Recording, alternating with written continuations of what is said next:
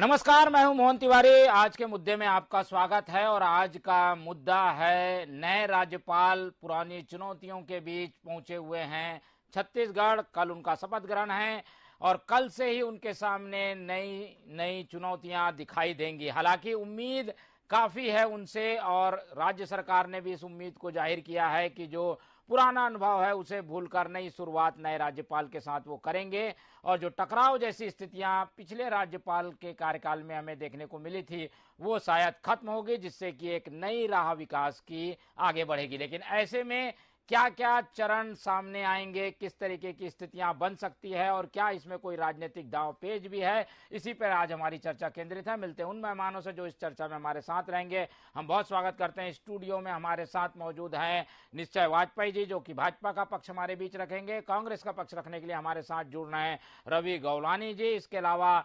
वरिष्ठ राजनीतिक समीक्षक के रूप में हमारे साथ जुड़ रहे हैं अजय चंद्राकर जी। तो तीनों मेहमानों का बहुत बहुत स्वागत है। और एक ऐसा गंभीर विषय जिससे छत्तीसगढ़ की एक तरीके से संवैधानिक व्यवस्था प्रभावित होती है, उस पर आज हम चर्चा के लिए जुटे हुए हैं। तो हम उम्मीद करते हैं कि राजनीतिक झंडे और डंडे को छोड़कर ऐसी बात सामने आएगी जिससे कि छत्तीसगढ़ के विकास की राह आगे बढ़ सके। और इसीलिए मैं सबसे पहले रुख करूंगा अजय चंद्राकर जी की ओर, क्योंकि वो जानते हैं, हम कई बार उनसे इस बात को लेकर चर्चा भी कर चुके हैं। राज्यपाल के साथ संवैधानिक अधिकारों को लेकर बहस होती रही है, राज्यपाल के अधिकार क्षेत्र को लेकर चर्चा होती रही है और सरकार बार बार ये दावा करती रही है कि उनके पास क्या एडवांटेज है जिसकी वजह से वो क्या क्या चाहते हैं जो राज्यपाल से उन्हें नहीं मिल पाया। लेकिन अब ये सारी स्थितियां बदलें, ये हम सब चाहते हैं। तो अजय चंद्राकर जी, आप बताइए, नए राज्यपाल जी आए हैं, काफी उम्मीदें हैं, गर्मजोशी से आज उनका स्वागत भी हुआ है। तो ये स्थितियां ऐसे ही बने रहेंगी या पिछला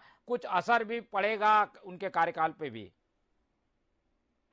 बिल्कुल मोहन जी, जो महामहिम राज्यपाल जी कल शपथ लेने वाले हैं वो कानून के विद्यार्थी भी हैं, वरिष्ठ मंत्री भी रहे हैं, काफी राजनीतिक जीवन उनका सफर लंबा रहा है, महामहिम के पद पर अन्य प्रांत में भी रहे। लेकिन सवाल यह है कि राजनीतिक पर्यावरण, देश का राजनीतिक पर्यावरण जैसा है और उस हिसाब से हम तो आशावादी हैं, उम्मीद करते हैं कि पहला राज्यपाल जो यहाँ आए दिनेश नंदन साय जी से लेकर के आगे बढ़ते गए।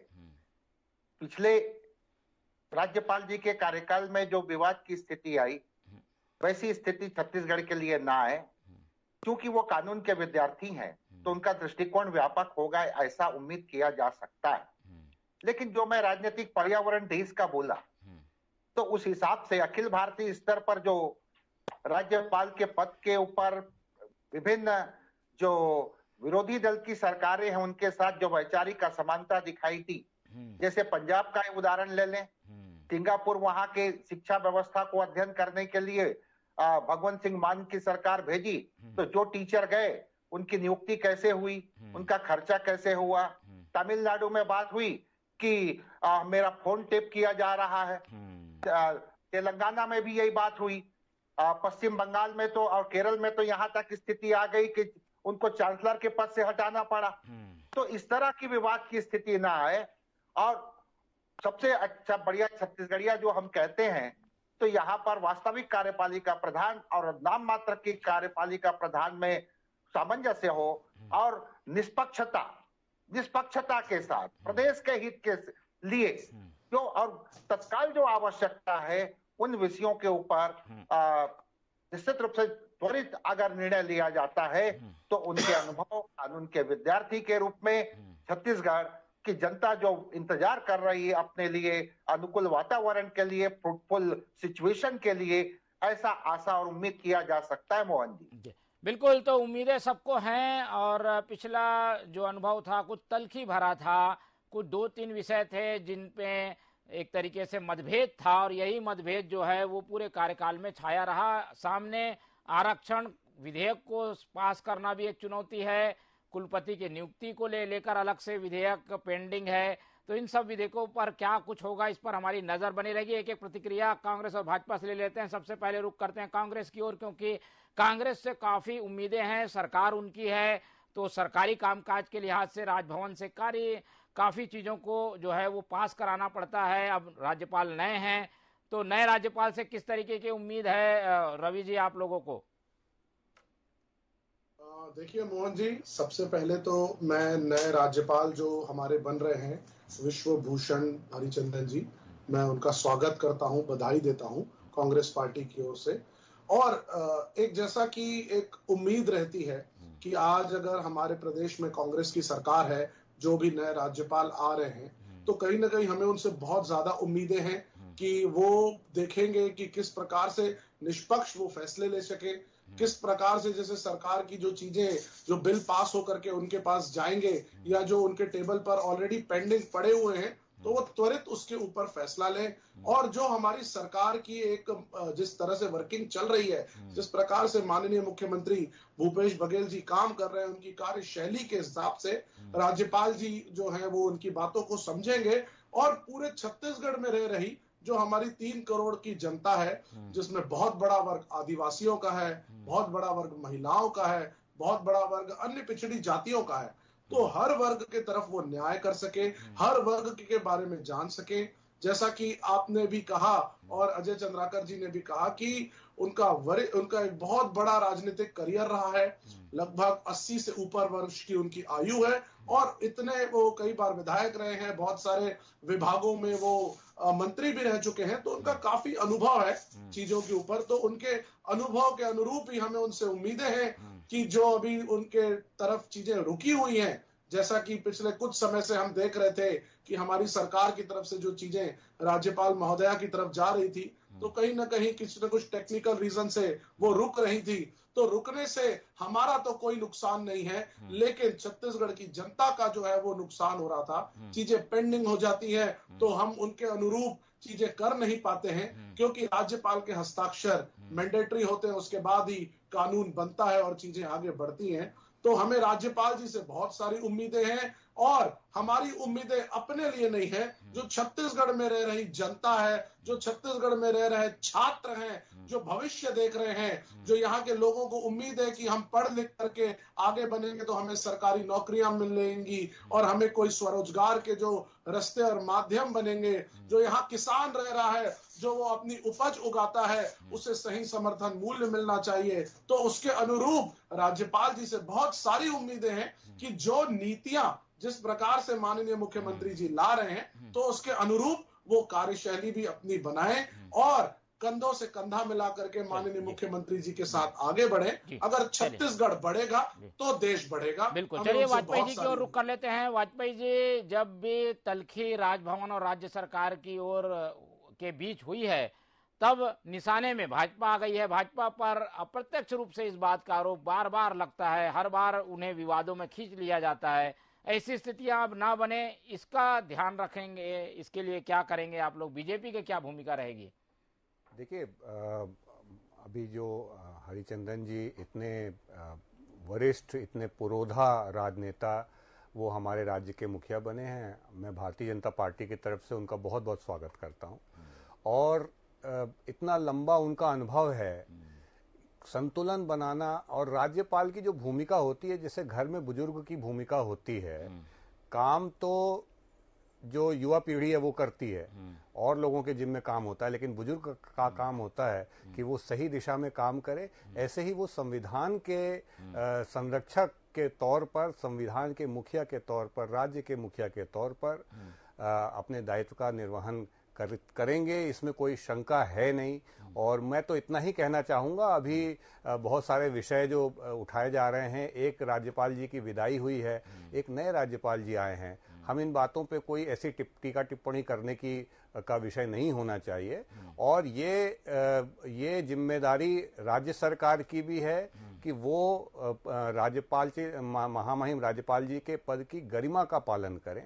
और साथ ही साथ भारतीय जनता पार्टी की कोई भूमिका, देखिए, विपक्ष के तौर पर जनता के आवाज को उठाना, जनता की बात को रखना, अगर संविधान से कोई छेड़छाड़ किसी तरीके से हो रही है तो उस बात को रखना, संसद में अगर कुछ, विधानसभा में अगर कुछ चीज गलत हो रही है तो उसके बारे में अपना पक्ष रखना। चूंकि राज्यपाल जी जो हैं वो संवैधानिक मुखिया होते हैं तो उस भूमिका को निभाती है और भारतीय जनता पार्टी की कोई भूमिका नहीं। लेकिन कांग्रेस का एक चलन है कि जब कुछ नहीं समझ में आता है तो अपनी ही गलतियों के लिए वो भारतीय जनता पार्टी को दोष देते हैं। इसके लिए कुछ नहीं किया जा सकता। बहरहाल अभी जो विषय है हम बहुत स्वागत करते हैं अपने नए राज्यपाल जी का और हमको पूरी उम्मीद है, हमको इस बात का भरोसा है कि वो एक संवैधानिक मुखिया के रूप में एक बहुत अच्छी पारी खेलेंगे। हम भी यही उम्मीद करते हैं कि संवैधानिक जो मुखिया है वो संविधान के हिसाब से प्रदेश चलाए। पर संविधान में भी ऐसे कई ग्रे एरिया है, एक तरीके से कानून का वो ग्रे पक्ष है जिसमें जिसका इस्तेमाल होता है तो आरोप प्रत्यारोप चलते हैं। लेकिन हम उसमें ना जाकर ये तो कम से कम आज की चर्चा में शामिल कर लेते हैं कि चुनौतियां क्या क्या हैं।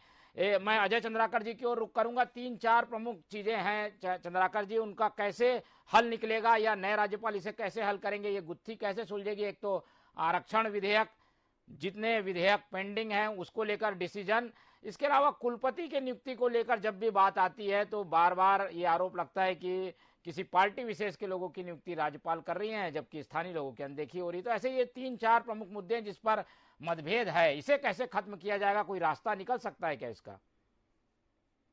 देखिए मोहन जी, आरक्षण का जो विषय है, जिस तरह से उस पूर्व राज्यपाल और मुख्यमंत्री जी और मंत्रिमंडल मंत्री परिषद के सदस्य या फिर छत्तीसगढ़ की विधानसभा जो विधेयक पारित की, इसके ऊपर तो काफी संवाद किए हैं।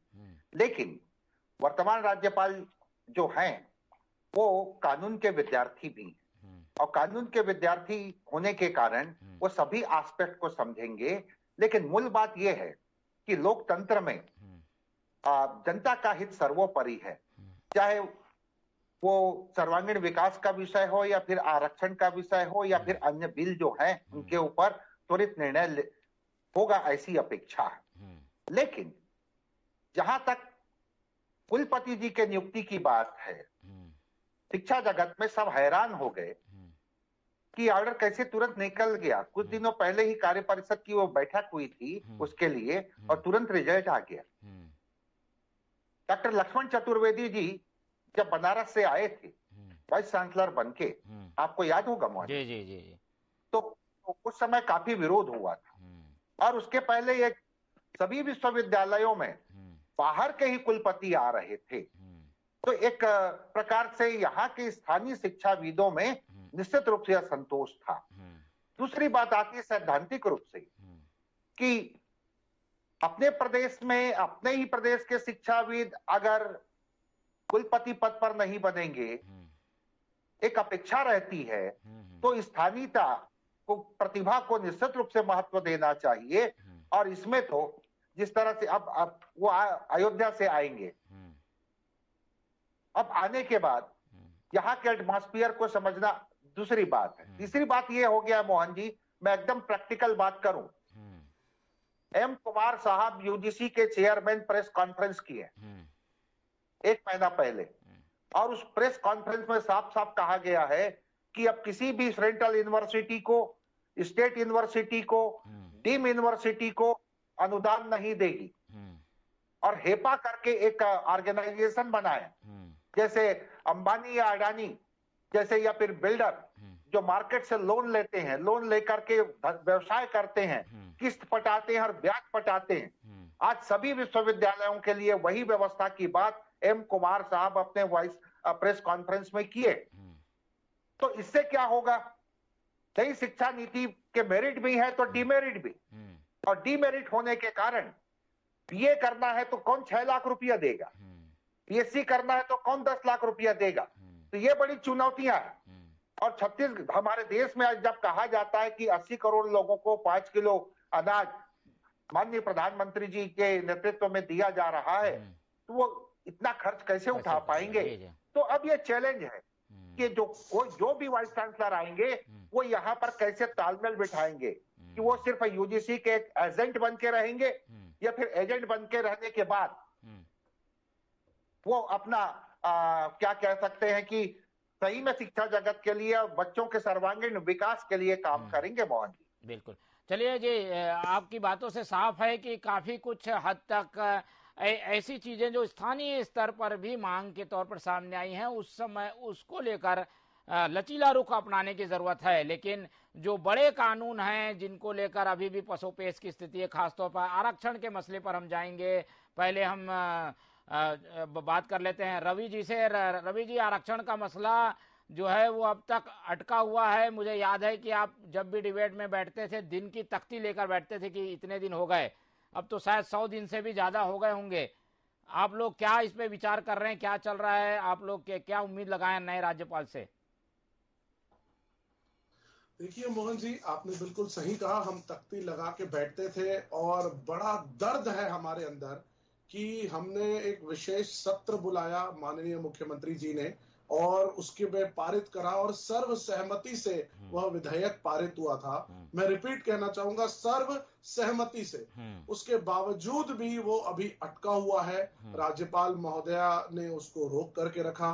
भारतीय जनता पार्टी सदन के अंदर सर्व सहमति से पारित करती है, बाहर दूसरी बातें करती है, बाहर लीगल, टेक्निकल और कानून की दूसरी बातें की एक पट्टी पढ़ाती रहती है। तो कहीं ना कहीं हमने पहले भी कहा कि अनुसुईया उइके जी को कहीं ना कहीं भारतीय जनता पार्टी पीछे से कुछ न कुछ अपने हिसाब से अनर्गल बातें कर रही थी, उनके एक ऐसे पॉइंट दे करके कंफ्यूज कर रही थी, जिसके कारण वो विधेयक आज भी पेंडिंग पड़ा है। तो जैसा मैंने पहले भी कहा, हमें बड़ी उम्मीद है नए राज्यपाल महोदय से कि वो कहीं ना कहीं हमारी बातों को छत्तीसगढ़ की जनता को समझेंगे।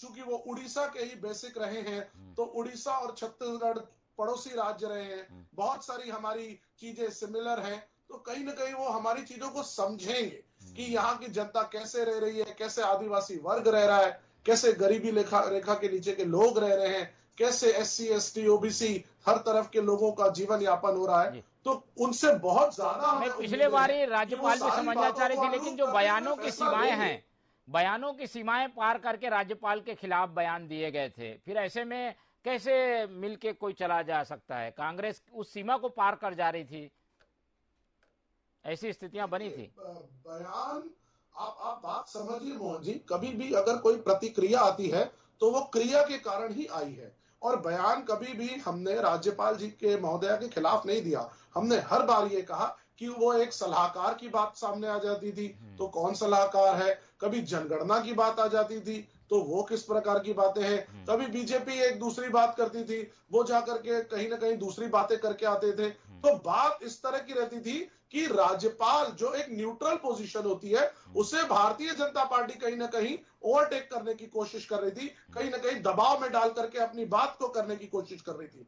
तो मैटर सिंपल सा यही आ जाता है कि हमें राज्यपाल महोदया जब थी और जो अभी नए राज्यपाल हमारे हरिचंदन जी आ रहे हैं, उनसे बहुत ज्यादा उम्मीदें हैं, और उम्मीदें हमारे लिए नहीं है, उम्मीदें छत्तीसगढ़ की जनता के लिए है, छत्तीसगढ़ के बच्चों के लिए है, छत्तीसगढ़ के भविष्य के लिए है। और मैंने पहले भी कहा कि अगर छत्तीसगढ़ बढ़ेगा, हमारे देश का अभिन्न हिस्सा छत्तीसगढ़ है, तभी हमारा देश दुहाई दे रहे हैं प्रदेश की भलाई का। और इसी आधार पर पिछले बार भी एक जो विधेयक पेश कर दिया गया कि भाई OBC का भी अधिकार है, बाकी वर्गों का अधिकार है, और इसलिए 76% आरक्षण चाहिए, उस पर अभी भी पेच फंसा हुआ है। क्या लगता है नए राज्यपाल इस गुत्थी को सुलझा लेंगे?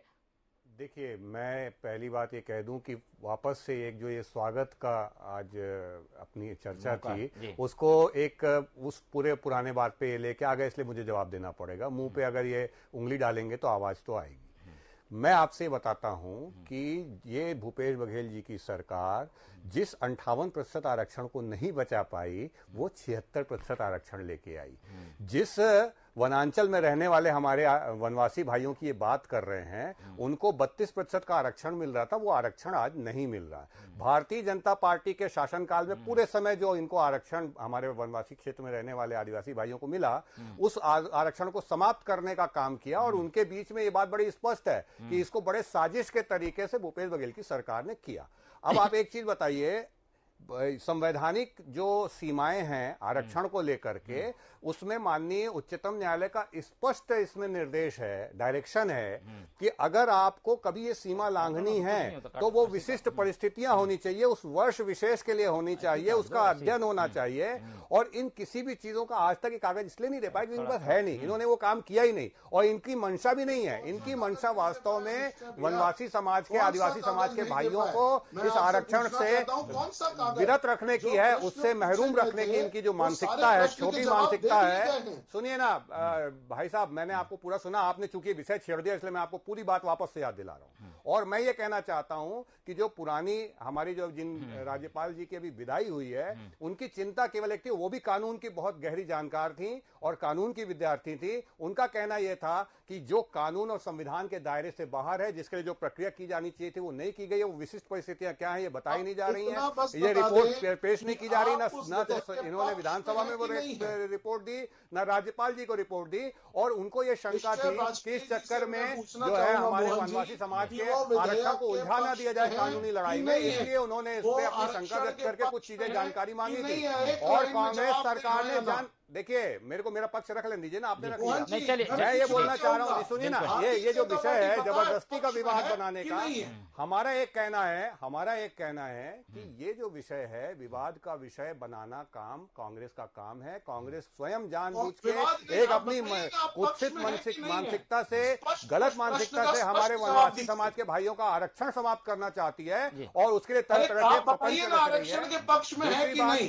जो विधेयक पारित हुआ है आप उसके पक्ष में है कि नहीं? रवि भाई, आपको समय मिलेगा तो बोलिएगा ना भाई, मेरे बात तो रख लीजिए। मैं एक दूसरे विषय पे, रवि भाई सुनिए, आपने ये विषय छेड़ा इसलिए मैंने आपको बोला है। आप जितना बन रहे हैं ना उनके हितैषी, वो सब समझ रहे हैं आपकी मानसिकता को, वनवासी समाज के आरक्षण को समाप्त करने वाले लोग हैं। आपने जो है ना वकील खड़े नहीं किए हैं। अब मैं एक बात ये जरूर कहूंगा, जो अजय चंद्राकर जी ने विषय रखा, मैं बहुत विनम्रता पूर्वक एक बात कहना चाहता हूं। हमारे छत्तीसगढ़ के जितने विद्यार्थी हैं पूरे विश्व में घूम घूम कर पढ़ें, पूरे विश्व में घूम घूम कर पढ़ाएं, ये स्तर हमारी शिक्षा का होना चाहिए। और हमारे यहाँ के जो प्रोफेसर्स हैं, हमारे यहाँ के जो शिक्षाविद हैं, वो पूरे विश्व की यूनिवर्सिटीज में कुलपति बने, ये हमारी मान्यता ये है। मैं एक बात बहुत विनम्र, मैं तो समझना चाहता हूँ अजय भैया से, सुनिए ना रवि भाई, मैं अजय भैया से समझना चाहता हूँ कि हम शिक्षा संस्थानों को कुछ सीमाओं से परे रख दें, शिक्षा संस्थाओं को। और मैं तो ये कहना चाहता हूँ, अगर इसकी लिस्ट निकाली जाए कि हमारे यहाँ के कितने शिक्षाविद हैं, छत्तीसगढ़ के कितने शिक्षाविद हैं जो अलग अलग यूनिवर्सिटीज में कुलपति रहे हैं, उनको रहना चाहिए कि नहीं रहना चाहिए? चलिए, ये जी ऐसा मसला है जिस पर शायद अभी काफी बहस चलेगी, लेकिन जो विधि विशेषज्ञ हैं अजय चंद्राकर जी, हम आपसे समझना चाहेंगे कि क्या पुराने राज्यपाल ने जो प्रक्रिया अपनाई थी, सलाह ली थी, एक तरीके से रिपोर्ट तैयार कर ली थी, सरकार से जवाब ले लिया था, अब नई पूरी प्रक्रिया नई तरीके से शुरू होगी क्या? मोहन जी, चूंकि आरक्षण विधेयक के ऊपर दोनों तरफ से काफी अपना अपना अभिमत आया है, तो निश्चित रूप से अभी वर्तमान राज्यपाल जो कल शपथ लेंगे वो नए सिरे से इसका अवलोकन करेंगे। और अवलोकन करने के बाद चूंकि विषय काफी एक प्रकार से पेचीदा बन गया है, तो इसमें वो काफी अपने विवेक का प्रयोग करते हुए और कानूनी सलाह लेते हुए, और स्वयं कानून के विद्यार्थी हैं, तो इन सब के का सफर करते हुए छत्तीसगढ़ के हित के लिए त्वरित निर्णय लेंगे, ऐसी अपेक्षा है। चलिए, त्वरित निर्णय लेंगे ये हम भी चाहते हैं। गौलानी जी, शायद आप कुछ और स्पष्ट करना चाह रहे थे, फिर समय कम है जी। चलिए, गौलानी जी से बाद में फिर संपर्क करेंगे, लेकिन इस पूरी चर्चा में ये बात सामने आई है कि राज्यपाल नए हैं तो उम्मीदें भी काफी नई हैं, पुरानी बातों को भूलकर एक नए जोश के साथ काम करने की जरूरत है। लेकिन काफी कुछ हद तक चुनौतियां अभी भी सामने हैं, उन चुनौतियों को दूर करने के बाद ही आगे बढ़ा जा सकता है। कल राज्यपाल का शपथ ग्रहण है और शपथ ग्रहण के बाद से हम इस बात की निगरानी रखेंगे कि इस तरीके की स्थितियां जो जैसे पहले थी वो ना हो और नया रास्ता नए राज्यपाल से खुले। तो आज की चर्चा में इतना ही। हमारे साथ जो मेहमान जुड़े उन सबको बहुत बहुत धन्यवाद। आप लोग देखते रहिए TV24। मुझे दीजिए इजाजत, नमस्कार।